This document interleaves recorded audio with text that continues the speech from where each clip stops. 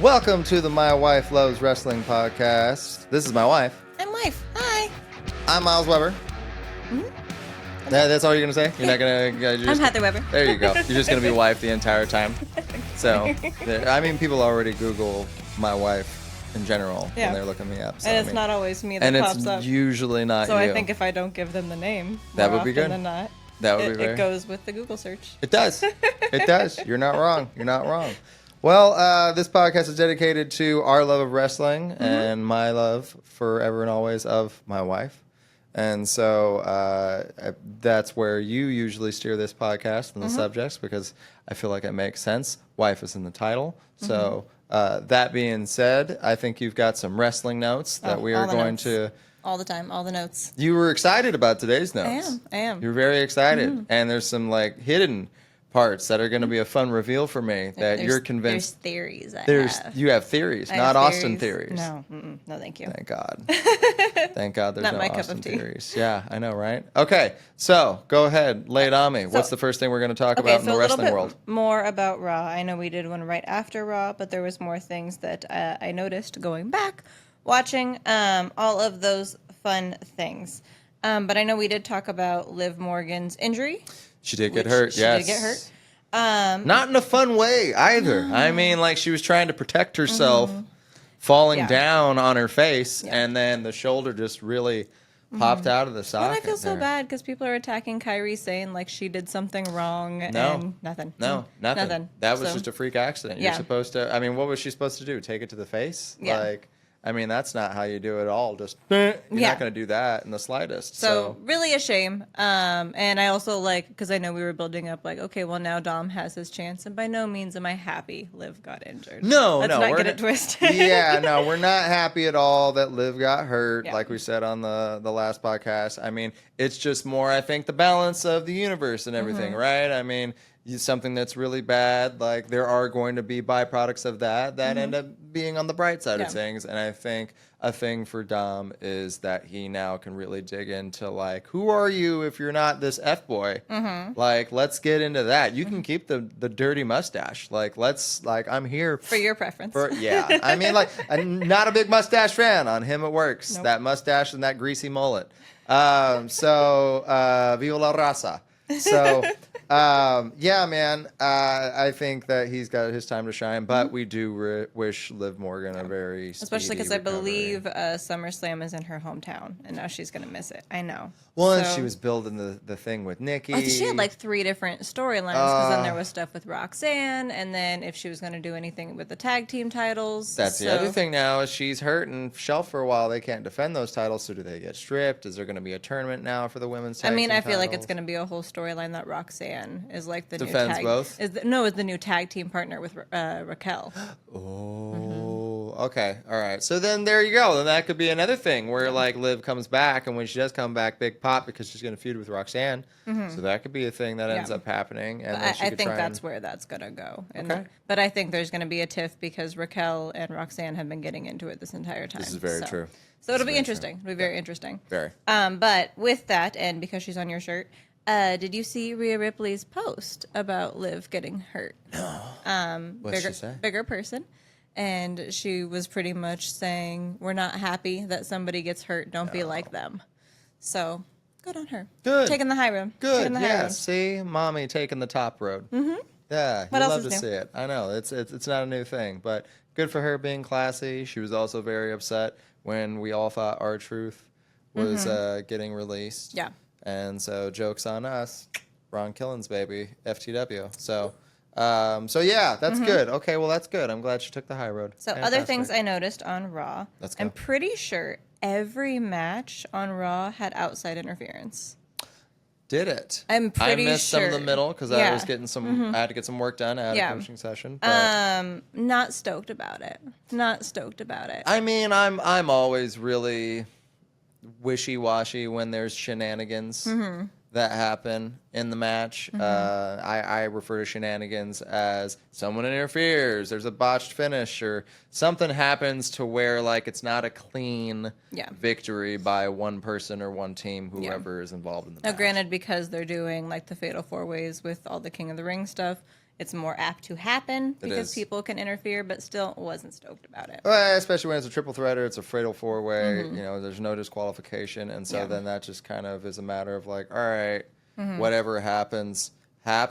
So, and then to that point, you know, logically, wouldn't every person in the fatal four-way or the triple threat have like a valet with them to be like, hey, make sure that, you know, they all cancel each other out? I feel like would be the quote-unquote fair thing, but it's wrestling. There's going to be things that aren't fair. But yeah, I don't like, for continuity reasons, I don't care for there always being interference. I think it kind of taints the event. The people in that city who came to see Monday Night Raw, every match got interfered with, or there was a DQ, or it was just shenanigans. So I don't care for that. Yeah, wasn't stoked about it. Not a fan.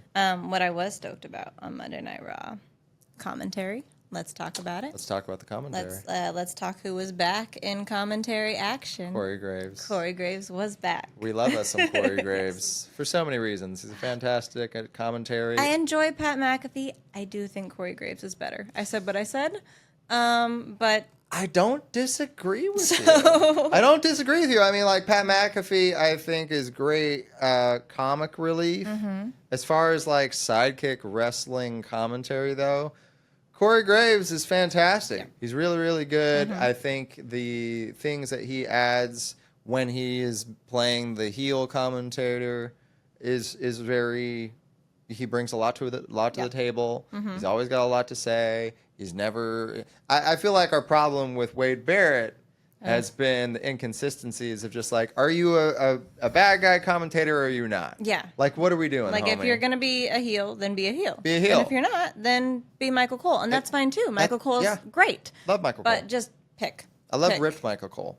Shredded Michael Cole. Like, he's got the arms and the pecs on him. We need more Michael Cole in the tank top. So, Michael Cole, if you're listening and watching, throw the tank top on, man. We weren't mad at it. Show off the tattoos. Show off the tattoos that we didn't know you had until like a week or two ago when you lost that bet to Pat McAfee. You're in your Zaddy area, man. Like, throw us we'll even settle for a powder blue polo shirt or something. I think he'd look pretty fantastic in for... does he do SmackDown as well, or does he just do No, it's Wade Barrett and what's his name? Okay, I got you. Yeah, the guy. Who we always forget what his name is. Yeah. You're doing good. I mean, in my defense, I'm pregnant, so... And in my defense, I am pregnant by proxy. Okay. So, is that how pregnancy brain works? Yeah. Okay. It's transferable. You can catch it. So I'm very happy that Corey Graves was back. I think he's covering for Pat McAfee. Don't know what's going on. Might be some stuff going on behind the scenes with him. But always welcoming back Corey Graves with arms wide open, like Scott Stapp from Creed would do on the edge of a cliff. You know how he does. All right, you ready for the theory? Oh yes. Okay. I'm so ready. Here we go. Okay. What do you got? With Corey Graves back in action on Monday Night Raw. Oh. Who did not wrestle that night that you can think of? That's pretty much been very active. Give you a second. Who didn't wrestle on Raw that's been very active? How about El Grande Americano? Now, I know you're going to think I'm stupid, but let's talk about when the airport lost El Grande Americano's boots, yeah? Yeah. And everybody got a close-up of the boots. Yeah. What were the initials on those boots?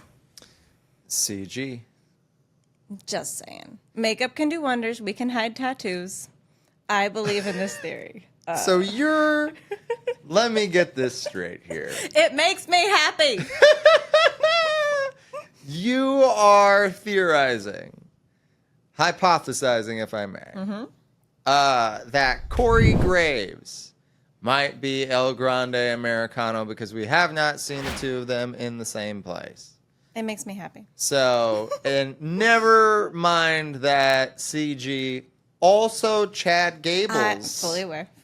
I know. Initials as well. I feel like it's too easy at this point. I feel like it's too easy that it's Chad Gable and how much Michael Cole just drives the point home every night on throwing Chad Gable under the bus. I am fully aware it's probably Chad Gable, but this theory makes me happier because it's not as much of a gimme. Your definition of fully aware had better be the efficiency of, like, disinfectant spray where it kills 99.9% of the germs. Like, and it's 99.9% Chad Gable. Thank you. This Okay. 0.1% Corey Graves makes me so happy. It makes me so he's happy. taller than Chad makes Gable, me isn't happy. he? Like, and not as tan. Like, Makeup does wonders. They have to cover up all of Corey Graves' tattoos, so it could just be with Tanner. what about Wade Barrett's theory that El Grande Americano and Chad Gable have different nipples? And he knew this. And then Michael Cole was fighting him, just like, have you been studying nipples? He's like, I do my research, Cole. I'm a professional. And so I'm just like, I wasn't aware that you had to study the nipples of the wrestlers when you're doing commentary. Well, if it's not Chad Gable and it's not Corey Graves, who do you think it is? If it's neither of them, I mean, I haven't considered because I feel like I'm on the 100% side. If we're doing the chant that we heard grown adults chant in WrestleMania in the stadium, which was, that's Chad Gable, no it's not. That's Chad Gable, no it's not. And my heart has never been as full for wrestling to listen to a bunch of American voters screaming such a ridiculous back and forth. Well, I want to interview the no it's not people. You want to interview the no it's not people. I mean, they're just going to say it is an American luchador wrestler whom we don't know, and out of the respect for the mask and Lucha Libre, should never know, because that's the thing, is like taking off the mask is an extremely disrespectful thing to the art form. So this luchador also just doesn't know Spanish, though? Yeah. Yeah? Okay. Yeah, of course. Absolutely. Cool. Yeah, Cool, and cool, is cool. the name of a coffee. Yeah. So, yeah, El Grande Americano. Next time you go to Starbucks, ask for the Chad Gable, everybody. You will not be disappointed. Right. So, okay. Wow. Yeah, that is, I know you love Corey Graves. I was today years old when I learned how much you love Corey Graves. I think Fair it's an enough. amazing theory. Fair enough. Hey, Corey, put on the mask, man. Let's make it happen. I would love to see that reveal so you can see the look on my face when I'm wrong. And inevitably, I mean, depending on the timing, the labor-inducing emotion that you would spat our child to be out. Just like, I knew it. I knew it was Corey Graves. Easy labor and delivery. Fair enough. All right. Okay, last Corey Graves thing. I love that you've got a three-parter on the Corey I do. Graves train. Because I think it was like last night or this morning. Have you seen the back and forth with JD McDonough and Corey Graves? You know I haven't. Okay, beautiful. Let's talk about it. I don't look at things. So poor JD McDonough Nah. always gets made fun of because of the size of his dome. Yeah, JD, we love you. You're actually a very underrated wrestler. You are way better than the Judgment Day. You got a big nugget, my guy. That noggin is, whew. Yeah, no, he's like a mascot. Yeah. He's his own bobblehead, that guy. You know, he's a walking Tootsie Pop. I could keep going. Well, I'm going to stop you there. So Corey Graves said, it's not JD's fault. He was born with the skull of a Minecraft character. That's brilliant. That's all. See, that's another one. That's a fourth one. That's good. That's why I wanted to stop you in case you were going to say it. So JD responded via post sometime within the last 24 hours.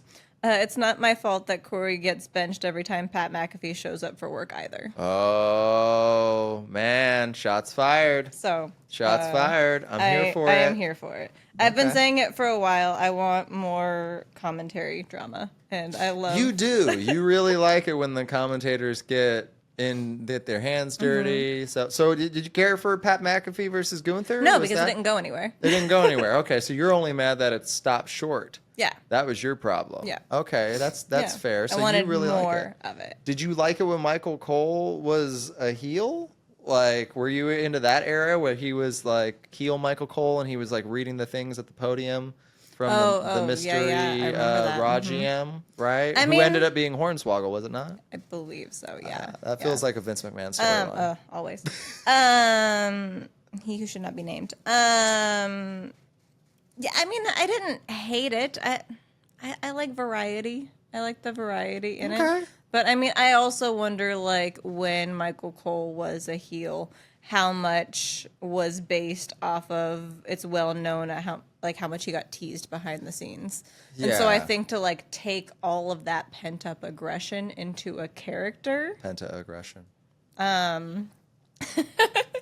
it made sense. It made sense Okay, to me. fair enough. That's at least how fair I'm gonna enough. view it. I mean, but we weren't a fan of like when Jerry the King Lawler had to get in and wrestle or anything. I mean, that one time he Okay, had a there's heart a attack. different- Had a okay. heart attack after he wrestled. There's a difference between being a heel And just being a jerk. and being a complete sexist ass. Like, You were not wrong. so You were not wrong. so that Yeah, and fair it enough. and also when it seems like that heel is also in real life and there's no like it's not two different people, it's a bigger problem to me. That's fair. So, That's fair. Okay. I like that the announcers get their own entrance music. That's always been a thing that makes me happy. Yeah. Like there was like a couple of times I think JR had to get in the ring with somebody to have a little squash match, and it was always like the Oklahoma State marching band. That was fun. Yeah. So yeah, and then I mean Pat McAfee's "Let's Go." Yeah. That's a fun one that the whole stadium will be chanting and everything. And inversely, our son does love Pat McAfee. Yes. He will. That's Pat McAfee. Like Again, I like him, and I think like just expand your budget. Just give us the three. Give us the three we want. that's a solid Like, 3. I think that's the best 3 Yeah. that could be had in wrestling right now is Michael Cole, Corey Graves, and Pat Yeah, McAfee. I think it's very well balanced. Yes. So yes, absolutely. That's And what now the I'm people thinking want. the guy from SmackDown. To me, he's always the guy who hosted Holy Moly, because our friend was on Holy Moly, Yeah. and I'm like, oh yeah, it's the guy that hosted Holy Moly. So I don't know. I'm sorry. We'll look Don't up be his sorry. name. No, I hear you. Okay. That was all the Corey Graves info you had. That's it. That's all I got for Corey today. Graves segment has now ended of the show, everybody. So there you go. All right, and you may proceed. Thanks. Just a thing that I jotted down in my notes. I'm really enjoying Solo Sikoa as he's more entertaining now. Like he's more goofy. There's more character. Like Okay, he is. I'm enjoying it more. Yeah. Enjoying it more, especially because I think Money in the Bank when everybody it was everybody turned on Seth. Yeah. Got Seth out of the ring, and then Solo was like doing his little thing to Yeah. Seth, and then turned around and everybody was at him, and just the over the topness. I'm enjoying it, and the little like.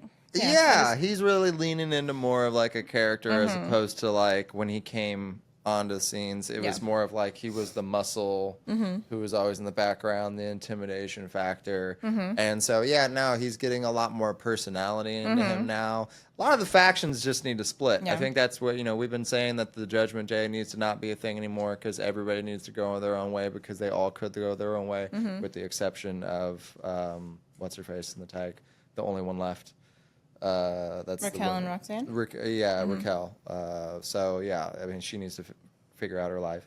But everybody else in that faction is great. And then inversely, I think everybody in the bloodline needs to do their own thing because Jacob Fatu is so over. But him just grabbing his leg on the ladder, like I hate you, So good. Solo. That was so ridiculous. So and good. I only wish that he had buttoned it with Yada Amin. Right. Because he is making Yada Amin like a whole, right? Let me tell y'all a little story about the Bay Area in the 90s, y'all. We was out here and we were in the hyphy movement. And so Yada Amin, that was our thing, was saying Yada Amin at the end of sentences. Whether we were in Sacramento and Old Sac, I want to say last year or the year after. Somebody like sincerely said it. Sincerely said, we were walking by and they had a conversation. He was like, Yada Amin, and he like ended the conversation that way. I was like, what year is it right now? And so hearing Jacob Patu say Yada Amin, I'm like, bring other slang in here, man. Drop a couple Mac Dre references. Pop your collar. Let's go. I mean, and that's what he's I'm never wondering. gonna do the fizz. That's never gonna happen. We're never gonna get that. But I'm wondering if because they're seeing that people are embracing like that of the character of Jacob Fatu and like bringing in slang terms, it feels like more like Solo's like, oh, well, I'm from there too, so I can kind of have my own little flavor to it. They all should. Yeah, They all should. And I mean, like, Jacob Fatu, mean fizz face, though. We will say, if anybody's just like, what's at this face? Look at Jacob Fatu's face. Facts. Just that grimy, Facts. you know, like that's what that is. And so he's got a really good one. But yeah, Solo Sikoa really leaning in to adding an extra layer to his character. I don't hate. So I am interested to see. And again, if they do break up and he's doing his own thing, like if Solo goes solo, if we can say. But what names? The guy that they just brought in with the bloodline. He's terrible. Oh, I know, but I'm just saying. I refuse to learn his name because I mean, there's a level of that where he came in and I'm just like, I mean, we're just getting the plumber from down the street now to throw in and be a wrestler. Like, so these people are getting cut and this dude gets in. Like, so yeah, like I am not a fan at all of like what he's done in ring, him being kind of brought into things on the outside. I'm just like, okay, whatever, homie. Like, there's so many members of this family. It's just like the cookout for this family's get-togethers must be insane. How big? That's a big cookout. Well, speaking of that family, because everybody's mad that Jay dropped the title. Yes, yeah. And I am too. But here's my thing. Yeah. I feel like Roman Reigns' title reign gave everybody a false connotation of how title reigns should be. Could be. I feel like it was a beautiful thing. Respect it for what he did. Totally. But if you, especially like in the times that we grew up watching wrestling, those title reigns were unheard of. Yeah. It was very common 30 to 90 days people were dropping 6 belts. months was a long run. Yeah. So there was a lot of shuffling of belts going on. I think a while back I saw something on social media that was like, you know, everybody's title reign. And there've only been a handful that have gone multiple years. Yeah.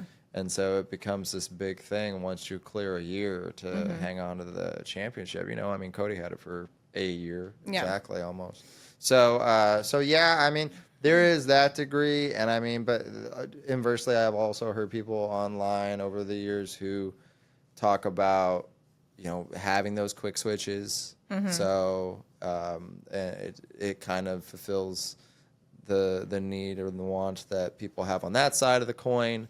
And then there's always going to be people who are going to be crying boo-hoo. But, I mean, with this one, I feel like there should have been a more clear back and forth. I don't know if Gunther retains against Goldberg, and then we get to revisit that again. Because I feel like Jay would get his...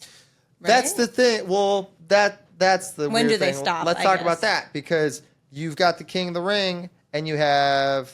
Jay is in the King of the Ring tournament, and then you have Cody. Yeah. Both are, as far as I'm understanding from being forever a professional wrestling fan, rematch clause. Like, you get the title, it gets dropped, and you get to be like, I get my rematch clause. They've even mentioned that clause by name on the air, like, I get my rematch because of the rematch clause. Well, and that's why Gunther got his. Exactly. Because he said once he's done with Pat, I want my rematch. Yeah. And so Jay should be entitled to a rematch. Cody should be entitled to a rematch. Why are they both in the King of the Ring? And where is Karrion Kross? What are we doing, WWE? Does money mean nothing to you anymore? Like, the dude is moving merch. Give him the push. Why is he not in the King of the Ring tournament? This is just ludicrous and not the good kind, like the rapper. Yeah. So, yeah. I mean, I think that them both taking up space for other talent in the King of the Ring tournament makes it less interesting. If either of them comes out on top winning the King of the Ring tournament, I'm like, what are we doing, man? Yeah. Like, this whole tournament feels like it was a wash. Yeah. Because if we could have just enacted the rematch clause, what is the point of them being in the King of the Ring other than to, like, drive up numbers? And it's just like, hey, man, I feel like I think WWE right now is just constantly just like, how do we appeal to a wider audience, a wider audience, a wider audience? I think there's a time and a place for that. I feel like it's your WrestleManias, it's your SummerSlam, it's your big flagship premium live events are the ones that you're going to try and get those numbers. Like, all right, how do we appease to a wider audience? There has to be some quality control, though, where it's like, okay, we've got this new audience. Let's now make it where we can focus in on this story, the developing these folks and this talent over here, and how can we add some continuity to the storylines that make sense and also do a little bit of fan service as well. But I think Karrion Kross not being in the King of the Ring tournament is a big miss. And then Jay and Cody being in it, to me, does not make any sense. Same. No, I agree. That. I'm off my soapbox. All right, enjoy. Okay, my last thing. Okay. There's going to be me on my soapbox. Okay. I'm probably going to lose some people on this, and that's okay. Okay. Because I know we've talked about how there's so many women in the roster who don't get their time, and they should just get a weeknight on their own. They should. But in the event that can't happen anytime soon, I have an idea. You have an idea for the women's roster? Kind of. Okay. All right. Because we've been saying, if anybody's a new listener, that we think the roster is too deep and that the women should have their own night. That way you can leave the premium live events for the title matches, and then they have their own night to where you can now function it the same way you've always done with the men's roster, to where you keep on developing the talent and get to see who can shine. The women have been putting on better matches. They deserve their own night every week, and more so than just like a premium live event with just them every year. They deserve their own like weekly episodic show that's 2 or 3 hours, the same as the men do. Yeah. So, okay, but you feel like you've got a remedy to this. Ish, kind of, sort of. So, because I think, like, especially all the up and coming for the female wrestlers need to have their time. Yeah. But for the rest of them to have a thing that I think could be really fun, and it could just be a one-off one year. It doesn't have to be a yearly premium event. Yeah. If they brought a couple people back, which they have been high in demand. Yeah. They would have enough wrestling couples to fill a premium live event to go against each other. So you're saying, when you say wrestling couples, you are saying that couples who are dating, a la like a Seth Rollins and a Becky Lynch, Rhea Ripley and her fella, who is in a different company, you could bring him in. So yeah, there's enough wrestling. I mean, you got. So we have Bianca Belair and Montez Ford. That's right. Once she's healed, we have Naomi and Jimmy. That's right. We have Karrion Kross and Scarlett, and we haven't gotten to see Scarlett wrestle at all, but she is a wrestler, not just a valet. Give her time. Fair. If they were to bring back Maurice for just a one-off with Miz, give us Matt Cardona like we want to go with Chelsea Green. That is a fact. Everybody and their mama wants AJ Lee to come back. Give us an AJ Lee and CM Punk. We've never had that. Never like had wrestling. that. We've just had like their weird love story. But Yeah. like and then we have Rusev back. Give us Lana. Man, no. Good job, dear. Thanks. This is WWE. What are you doing? Like, get on this. We need the couples chamber. And why not like do it for like a Valentine's Day thing? Like do the it. St. Valentine's Day Massacre, and it's the couples. And it's all the couples. Oh my goodness! Come on. Take my money. It gives a whole bunch of the female wrestlers time. Yes. And a lot of them are OGs for the most part. So we don't need like a whole bunch of story with them because everybody already loves most of them. Yeah. And just give us that. Give us that. And then that makes room for more up and comings that deserve to have like a full title reign and storylines and everything like that on some of the other shows. And give us this. Easily one of the top 5 times I've been most attracted to you in our Oh, hey, thanks. in our 15 years of knowing each other. Yeah? Yes. I mean, like, finding out you were trying out for Tough Enough when we first met, that's always going to be floating around the top 3. But this is quickly climbing the charts because that is just a brilliant idea. Yes. I think so. Yeah. I think it's fantastic. And, like, a lot of them we haven't gotten to see as a duo. Yeah. So, like, we know they're together, but we don't get to see a lot of that dynamic. And I would love to see that dynamic. And for as much as they've given us reality TV when it comes to seeing them, you know, like Miz and Maurice, Bianca and Montez had their thing. So we've seen a lot of them behind the scenes. Give us them on camera. Oh, yeah. And, I mean, I think it's been fun seeing, Jimmy and Naomi. Mm-hmm. Their little back and forths that they've been having, but also Naomi just like pulling the gloves off on social media talking about Miss Bianca. Oh yeah, talking about the back shots. Oh, well, The only back shots I yeah. get are from Jimmy.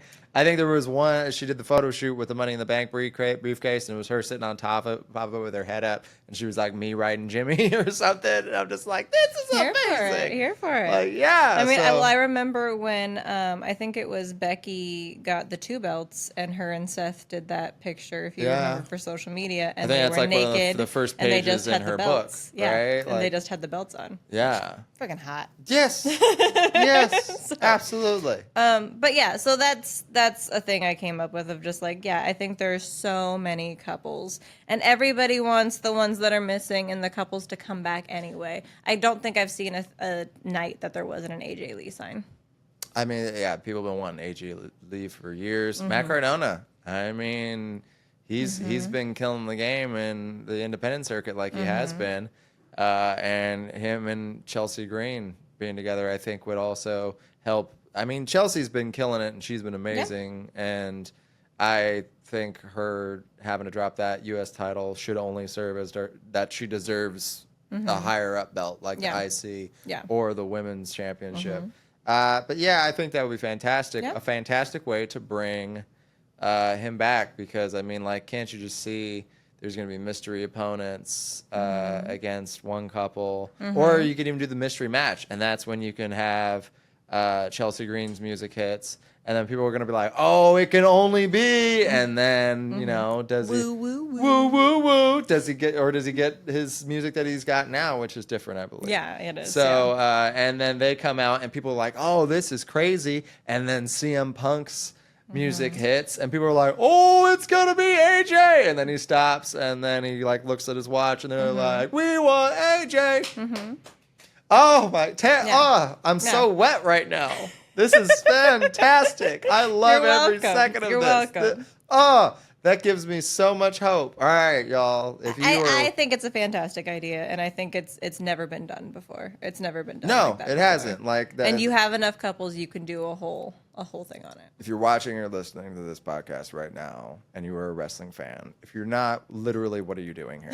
But you need to get at WWE socials, and we need to get this idea. Tag all the trending. couples. Tag all the couples. Yeah, wrestle couples. You know, Wrestle I couples. mean, yeah, tag all your hashtag wrestle couples, because yeah, we need that to at least be the Valentine's Day That makes sense. pay-per-view, the Valentine's Day live event. I think that only makes sense. And if you're looking for a way to creatively bring in, like you said, the significant others who have been off the roster recently and bring them in, I think that's the way that you do it. Yeah. That's fantastic. There's enough of them. So, I love and that. then in a world that like Daniel Bryan and Brie come back for a one-off, like there's so much potential there. So I think I listed it off like if they all came back, it's like 10 or 12 couples. Totally. So it can be done. I'm okay with Daniel Bryan just being done. He Really should be done. I mean, great wrestler. The things that he's done. Yeah, it's nothing against him. Nothing against him. We just want his body to heal. I literally just want him to be able to play with his kids for as long as he possibly can. Fair. Like, as long as those kids can be played with. Like, I mean, that's a big thing for me Yep. with him, is like, for your family's sake, I really want you. You've done the work. You deserve a very happy ride off into the sunset with your family. And I would hate for him to be creeping into a certain age where he's like, oh no, I can't get around at home anymore. for sure. His is purely just like sure. that aspect of it, you know? But yeah, the rest of them, it's there. The rest it's there. of them, the yeah. money is to be made on that easily. Easily. I love that. So, I love that. that's it. That's all I got. Those are my notes. Okay. That's it. I love that. Thanks. That. We covered a lot of good ground. We did. Yes, wholeheartedly. All right. Well, if you are listening, you should subscribe to our podcast. Do that. You should like it. You should share it. Do all the things. Get those hashtags going. Hashtag WrestleCouple. What are other couples you'd want to see in? What are but some I missed. other- I could have missed them. Yeah, so. maybe we missed a couple. Is there another wrestling couple that you would like to see come back? What are your thoughts on Corey Graves? You know, I mean, do you think Corey Graves is El Grande Americano?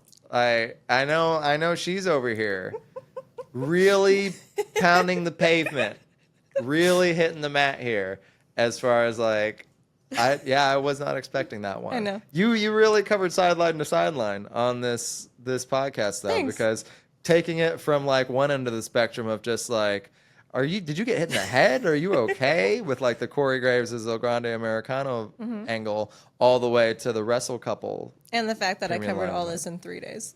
This Took me 3 days to put together. While also running the household and momming and wifing and then doing half of 3/4 of the things on my aspect of my career behind the scenes, because you're the best of all time. Well, I thank you for You're very welcome. really crushing it as you do always with this. So make sure that you like, share, and subscribe. This has been the My Wife Loves Wrestling podcast. I'm Miles Weber. And my wife. And we hope that you enjoy wrestling and keep the kayfabe alive, y'all.